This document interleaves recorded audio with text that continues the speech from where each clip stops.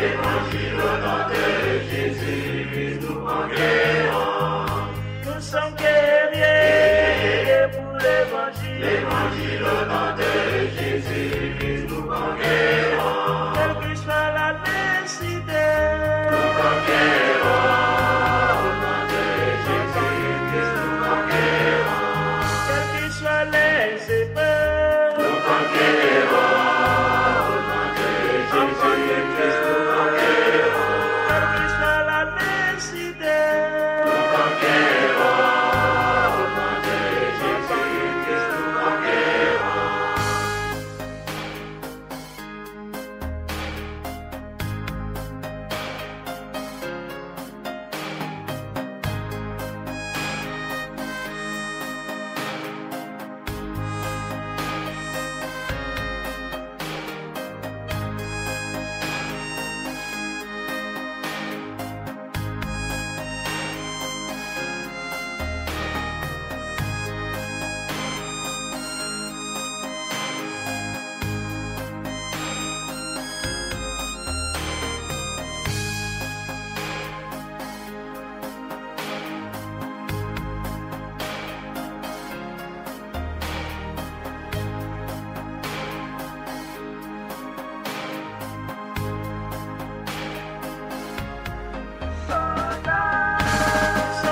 soldats pour l'évangile. Évangile au nom de Jésus, nous conquérons. Nous sommes guerriers pour l'évangile. Évangile au nom de Jésus, nous conquérons. Nous sommes vaillants pour l'évangile. Évangile au nom de Jésus, nous conquérons. Nous sommes soldats.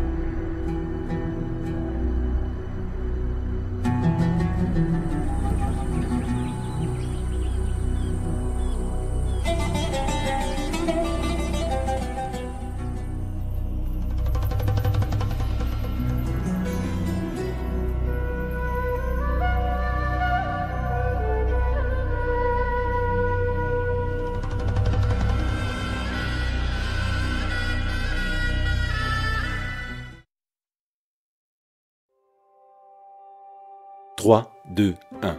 L'histoire de Dieu, du monde et de toi. 3. Dieu est l'union de trois personnes liées par l'amour. Au commencement, ils étaient trois, le Père, le Fils et le Saint-Esprit.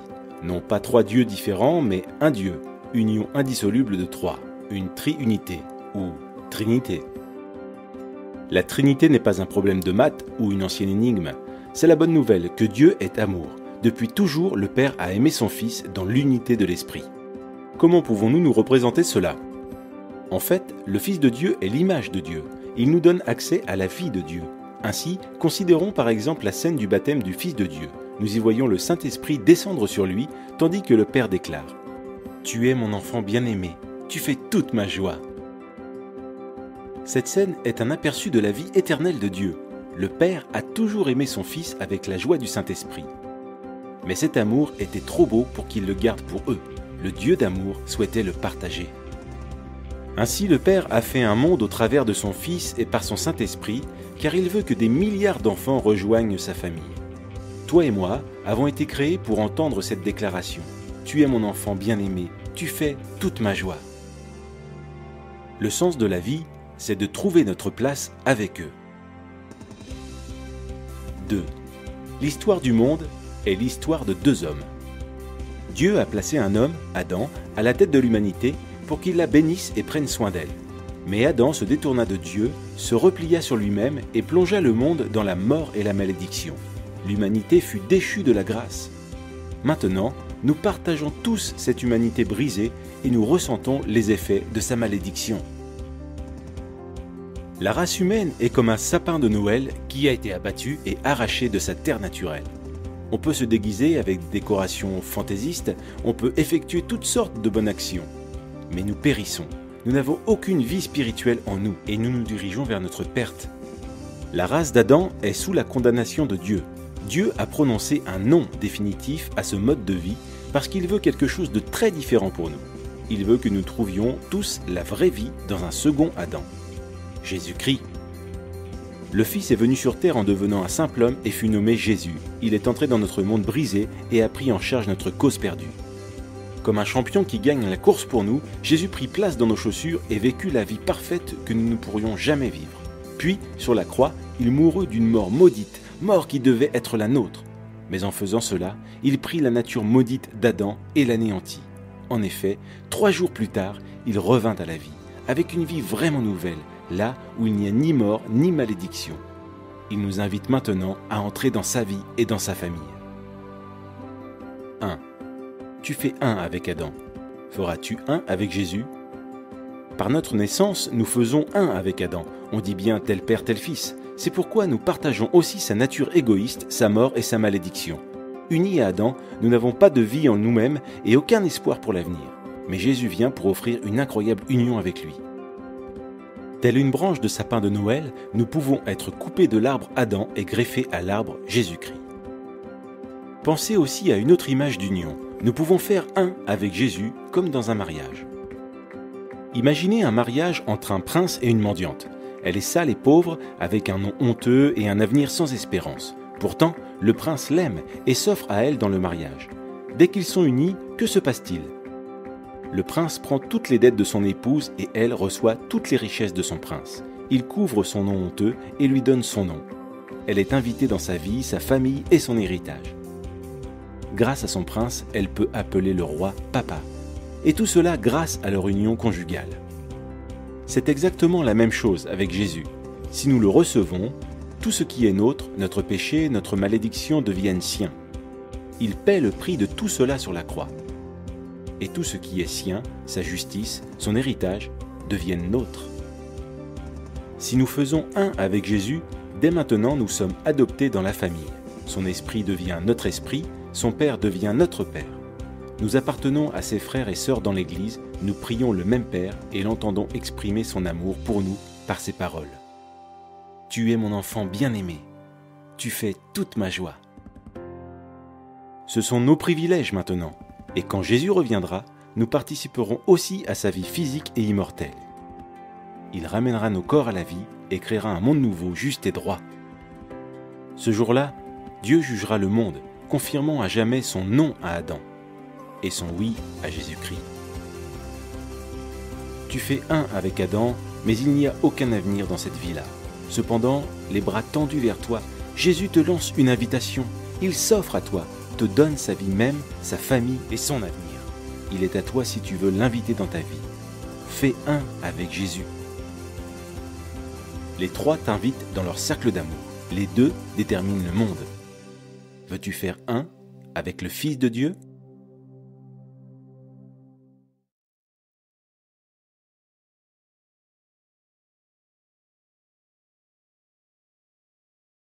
J'étais tellement content que j'ai appelé mon père. Je lui dis que mes études avaient réussi. Mon père dit, ah mon fils, c'est vraiment tu as exaucé ma prière. Donc fais tout maintenant pour entrer. Comme maintenant tu es devenu un homme de Dieu. Donc mon ami, quand je devais partir, ça lui a un peu fait mal. Il a dit, vraiment, on a passé de très bons moments. Nous sommes très contents de toi. Tu as aussi eu pas mal d'adresses. Tu connais aussi maintenant les techniques et tout ça. Donc maintenant va dans ton pays. Mais en cas de quoi, si tu veux nous voir, il faut revenir. Mais jusqu'au jour d'aujourd'hui, je ne suis jamais revenu là-bas. J'ai au contraire écrit, je les ai tous amenés des Nouveaux Testaments. Pour qu'ils puissent comprendre que c'est seul Jésus-Christ qui donne la vie. Alléluia. Gloire au Seigneur. Donc j'appelle mon père pour lui dire que mes études avaient réussi. Mon père était tellement content. Il dit, mon fils, descends que je t'attends. Je prends l'avion, je quitte le quai en Égypte, je descends à l'aéroport Abidjan, je prends le taxi. Maintenant on m'a dit que, puisque je suis maintenant devenu imam, t'es mis exigé, grand boubou, 3 pièces, avec les cagoules, les phylactères sur la tête. C'est comme ça maintenant je devais m'habiller. Et mon nom était El Hadj. Alors que El Hadj là, ça veut rien dire. Alléluia. Je descends, je vais à Abidjan. Je trouve le cousin, je dis, mais j'ai téléphoné mon père pour lui dire que mes études avaient réussi, que je devais arriver. Mais où il est? On dit, ah, ton père est parti au niveau de Ferké, avec ta maman. Je lui ai dit, bon, je vais prendre le temps de me reposer un peu, 2-3 jours, et puis après, je vais partir au niveau de Ferké. Alléluia! Gloire au Seigneur! On peut acclamer Jésus de Nazareth. Acclamons Jésus de Nazareth. Je dis acclamons Jésus, acclamons Jésus, acclamons Jésus.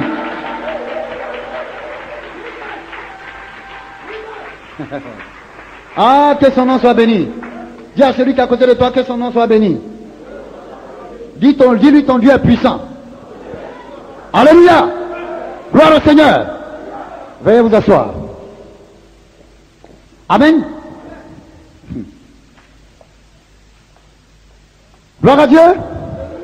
Et donc j'arrive à Abidjan. Je trouve le cousin, je demande après mon père. On me dit que mon père est parti au niveau de Ferké. Donc je sors dans mes balades. Je dis que je vais aller me balader un peu. Et dans mes balades, pendant que je m'en vais, sur une voie publique à Abidjan qu'on appelle la rue 12, le Seigneur va mettre sur mon chemin une sœur d'école qui était ma voisine à au lycée technique. Et cette sœur, au moment où on était à l'école, elle passait tout son temps à boire et puis à fumer. Mais ce jour-là, elle avait été complètement transformée. Elle avait Jésus dans sa vie, moi je ne savais pas.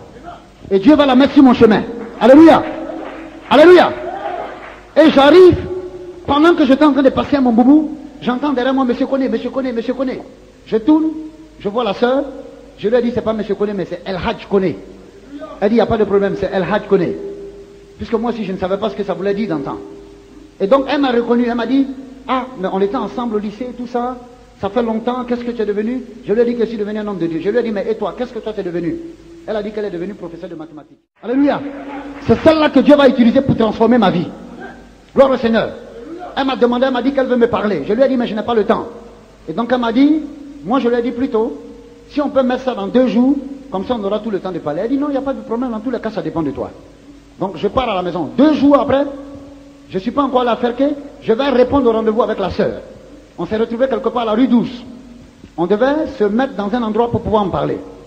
Et quand je suis venu, j'ai trouvé la sœur, je lui ai dit, attention, je suis devenu maintenant un homme de Dieu, un imam. Donc je ne peux pas rentrer dans n'importe quel genre d'endroit. Elle m'a dit, non, il y a un Libanais qui est là, qui a son restaurant de shawarma, est-ce qu'on ne peut pas rentrer là-bas? Je lui ai dit, ok, il n'y a pas de problème, on y va. Nous sommes entrés. La sœur a commandé une bouteille de jus. Et il y avait une table devant de nous. Elle s'est mise en face de moi. On a commencé à se rappeler les souvenirs d'école. Les souvenirs d'école. Et au fur et à mesure, on a commencé à boire du jus. Et après, la sœur maintenant va introduire pour me dire, Youssouf, je voudrais te parler de quelqu'un. C'est vrai que ça fait longtemps, mais je veux te parler de quelqu'un. Et cette personne-là, elle est fidèle. Elle ne t'abandonnera jamais. Que tout le monde peut t'abandonner, mais cette personne ne t'abandonnera jamais. Je lui ai dit, en bon, ça devient intéressant, mais qui est cette personne? Et elle m'a dit, est-ce que tu es prêt pour pouvoir l'accepter?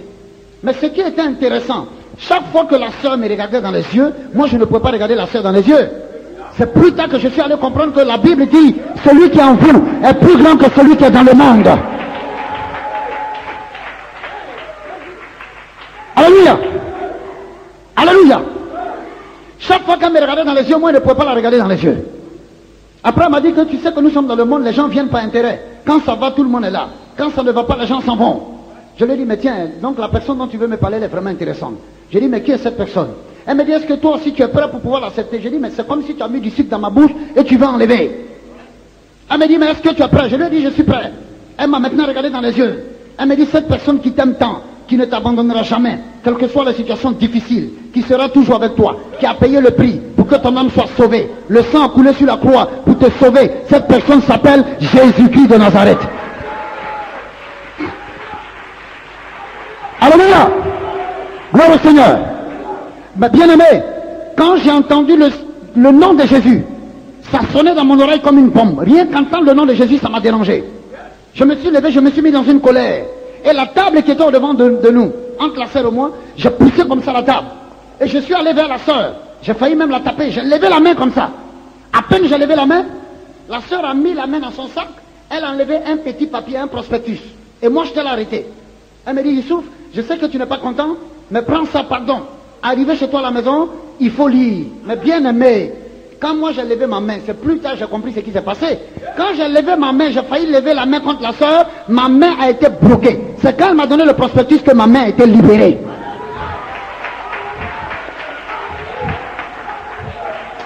Non, son Jésus est puissant. Son Jésus est puissant. Alléluia. Et j'ai pris le prospectus, je me suis mis toujours en colère. Je suis arrivé chez moi à la maison, j'ai déposé le prospectus au chevet du lit. J'étais en colère, j'ai commencé à faire maintenant les va-et-vient.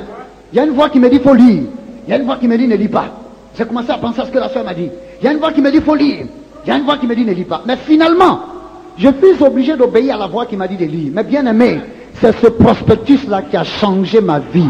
C'est ce prospectus-là qui a bouleversé ma vie. Alléluia. Regardez un peu l'histoire du prospectus. Quand j'ai pris le prospectus et puis je me suis couché sur le lit. Quand j'ai ouvert le prospectus, il y avait une histoire dedans. C'est cette histoire qui a changé ma vie. Il y avait une femme qui venait à peine d'accoucher. Et 3 mois, après son congé de maternité, comme elle était seule dans une grande maison, elle a pris le temps, elle a fini d'allaiter sa fille. Et par la grâce de Dieu, elle a pris maintenant la fille, elle l'a mis dans un berceau. Quand la fille a commencé à dormir, elle est sortie, elle est partie au travail. Selon le prospectus. Et la bonne dame est partie au travail, maintenant on ne sait pas ce qui s'est passé. Moi j'étais couché puis je lisais. Et derrière la dame, la maison a commencé à prendre feu. On ne sait pas cela était dû à quoi. Et moi je lisais, j'ai dit, oh Dieu, fais quelque chose. Mais pendant que la maison brûlait, la voisine d'à côté là, quand elle a vu le feu, elle a d'abord pris le temps, elle a appelé les sapeurs-pompiers.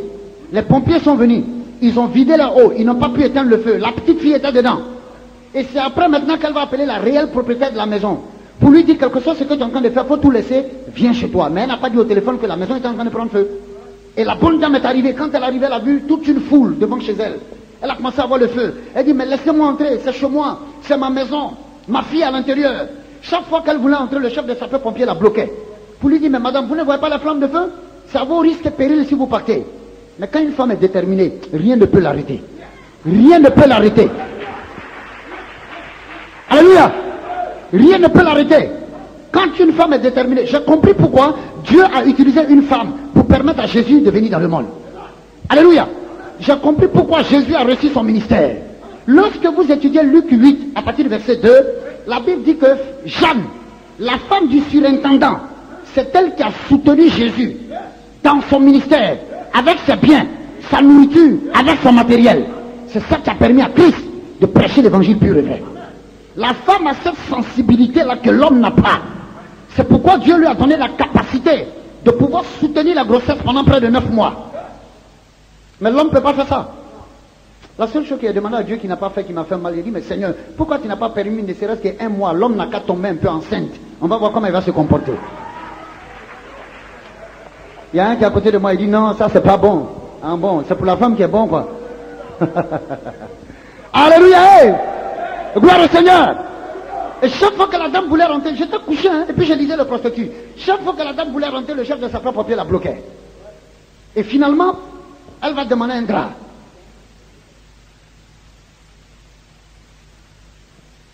Acclamons le Seigneur Jésus-Christ. Alléluia. Gloire à Jésus. Et finalement, la dame va demander un drap. Selon le prospectus, moi j'ai cru que la dame devrait se couvrir avec le drap. Mais elle a tenu le drap comme ça dans la main. Selon le prospectus, elle est entrée dans le feu. Maintenant, quand elle atteint le seuil, il y avait un plafond qui était tellement brûlé, selon le prospectus que je lisais. Le feu maintenant a failli tomber sur la fille. C'est là maintenant la dame va prendre le drap, elle va couvrir la fille. Mais pendant qu'elle est en train de couvrir la fille, le feu va tomber sur sa tête, brûler le visage et puis le corps. Et par la grâce de Dieu, elle va pouvoir prendre la fille et puis elle va sortir difficilement pour donner sa fille au chef de sapeurs-pompiers. Et dire au chef de sapeurs-pompiers d'amener sa fille dans une autre ville qu'on appelait Kansas. L'histoire avait lieu au niveau des États-Unis. Mais Dieu est tellement bon. 20 ans sont passés plus tard. La dame qu'on a cru qu'elle devrait mourir, Dieu va faire grâce à la femme, elle va survivre par la grâce de Dieu. Alléluia. Et j'étais couché, je continuais de lire. Et après les 20 ans, la dame maintenant va se renseigner pour pouvoir trouver sa fille. Elle quitte la ville qu'on appelle Indianapolis, elle va maintenant à Kansas. Elle arrive, elle se renseigne. On lui dit effectivement, ta fille est là, c'est une brillante élève, une étudiante. Alléluia. Gloire au Seigneur.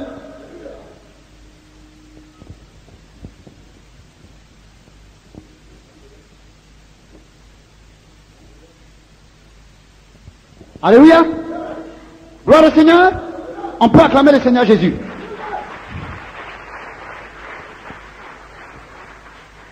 Gloire à Dieu. Après 20 ans, la femme quitte, elle part à Kansas. Elle arrive, elle se renseigne, on lui dit que ta fille est là. Elle va, elle trouve le recteur, elle se présente. Elle dit, je suis la maman d'une telle. Quand le monsieur a vu le visage de la dame brûlé avec son corps et tout, il a un peu hésité. Elle dit, mais effectivement, je suis la maman d'une telle. Le monsieur a dit, mais vous êtes sûr? Elle dit, je suis la maman d'une telle. Je suis venu la voir. Et le recteur dit, bon, attendez après le cours. Après le cours, on va faire appel à la fille. Elle arrive, on lui dit, voici ta maman. La fille regarde la dame, elle dit, mais c'est pas possible. Celle-là ne peut pas ressembler à ma maman, que c'est pas ma maman. La dame dit, ah bon? La dame est repartie. Elle est revenue pour la deuxième fois. En temps, la fille est allée avertir ses amis étudiants.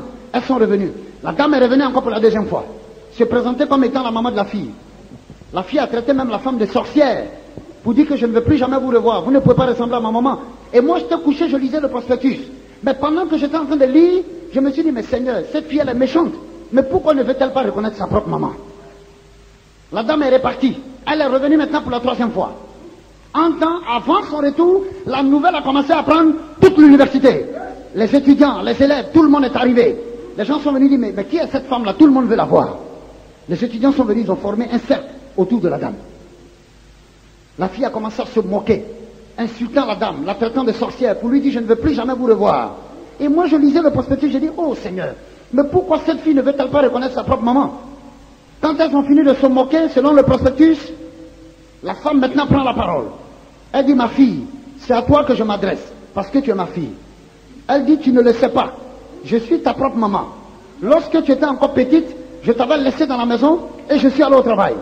Maintenant, derrière moi, la maison a commencé à prendre feu. Les sapeurs-pompiers sont venus, ils ont vidé leur eau, ils n'ont pas pu rentrer. Personne ne voulait risquer sa vie pour entrer te sauver. Mais comme moi je sais que je suis ta maman et que tu es sorti de mes entrailles, moi j'ai accepté de sacrifier ma vie pour te sauver. Sinon je n'étais pas comme ça. Ma fille, je suis ta propre maman, viens dans mes bras. Quand la femme a fini de dire ça, selon le prospectus, la fille est tombée en genoux. Elle a commencé à pleurer. Elle dit, maman, pardonne-moi, je ne savais pas. Pardonne-moi. En temps, moi aussi j'étais dans la chambre. Quand j'ai atteint cette partie-là, moi aussi j'ai commencé à pleurer, j'ai commencé à couler les larmes. L'Esprit de Dieu va utiliser cette partie pour me toucher. J'ai commencé à pleurer comme un petit enfant. Je pleurais jusqu'à je pleurais en Djoula. Il a dit, à l'endemain, à l'endemain. J'ai commencé à pleurer comme un enfant. Alléluia. Gloire au Seigneur. Gloire à Dieu. Lorsque le Saint-Esprit veut te toucher, il ne cherche pas à savoir si tu es grand ou bien tu es petit. Et moi j'étais dedans, j'ai commencé à pleurer. Et tout d'un coup, comme si c'était l'Esprit de Dieu qui avait conduit la sœur. Elle est arrivée chez nous dans notre cour familiale. Elle s'est renseignée pour savoir où j'habitais. On lui a dit que voici ma chambre. Elle est venue. Pendant que moi j'étais dedans, je pleurais. J'entends coq, coq, coq, coq, coq, coq, après de 3 reprises. Quand je me suis levé, quand j'ai vu la sœur qui m'a donné le prospectus, je lui ai dit en Djoula, il a dit, demain. Ça veut dire, aide-moi. Je me sens foutu. Et je suis tombé là, à genoux, devant elle. J'ai commencé à pleurer. En temps, elle a levé la main, elle dit, Seigneur, donne-lui ta paix. Seigneur, pardon, donne-lui ta paix. Seigneur, pardonne-lui ses péchés. Seigneur, reçois-le dans ta gloire.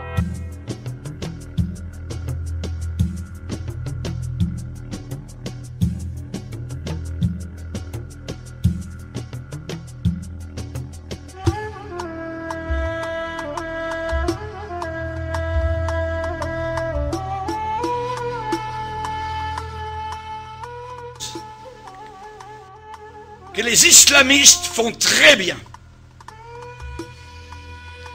Actuellement, les chrétiens d'Égypte bénissent le Seigneur pour l'État islamiste. C'est parce que l'État islamiste actuellement est en train de montrer vraiment ce qu'est véritablement l'islam. Comme cela, les chrétiens se différencient totalement de l'islam.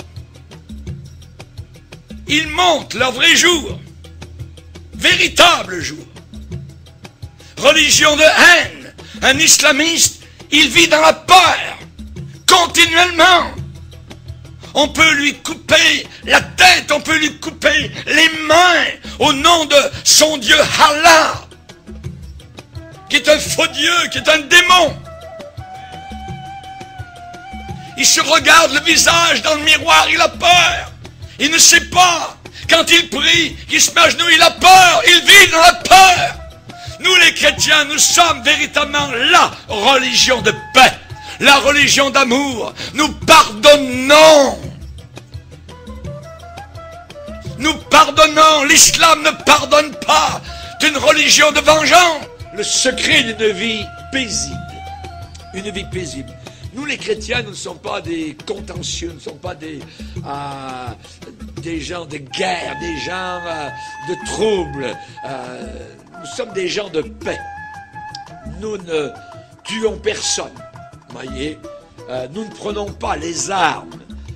Nous ne sommes pas armés de couteaux pour tuer au nom de notre Dieu. Voyez, nous ne mettons pas des ceintures d'explosifs autour de nous pour faire du mal. Voyez, et pour qu'ensuite, si nous mourons dans l'explosion, nos parents, évidemment, se réjouissent de notre mort, parce que maintenant nous sommes avec des vierges dans des ébats sexuels éternels là-haut, dans ce paradis de fous, voyez.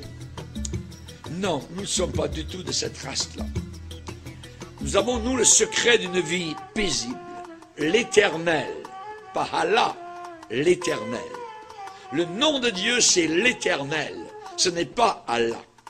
L'éternel est mon berger, je ne manquerai de rien. Dans les locaux de ce journal, Charlie, eh bien, il y avait un homme du gouvernement français qui déclarait en disant, eh bien, ces gens-là tuent. Et d'autres, sur le panel, étaient en train de déclarer, oui, mais on peut avoir des gens fanatiques dans d'autres religions, parmi les bouddhistes, parmi les chrétiens, les catholiques, tout ça.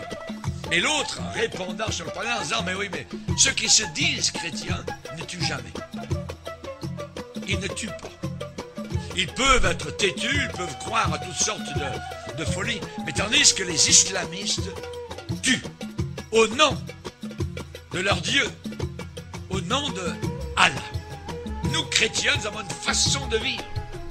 Et lorsque des musulmans lisent la Bible, ce qui leur est interdit normalement, arrive à Matthieu chapitre 5 où Jésus dit « Aimez vos ennemis.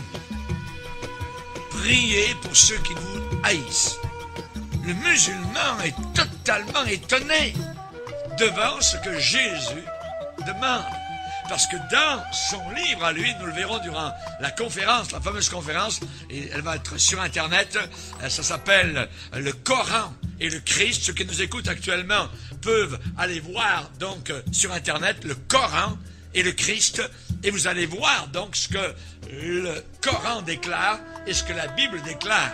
Si vous descendez dans le Coran, vous descendez dans un enfer. Quand vous lisez la Bible, vous prenez une bouteille d'oxygène céleste, de pardon, de libération, voyez. Alors que l'intégrisme islamiste, eh bien, assujettit des peuples entiers sous la férule des démons et de Satan.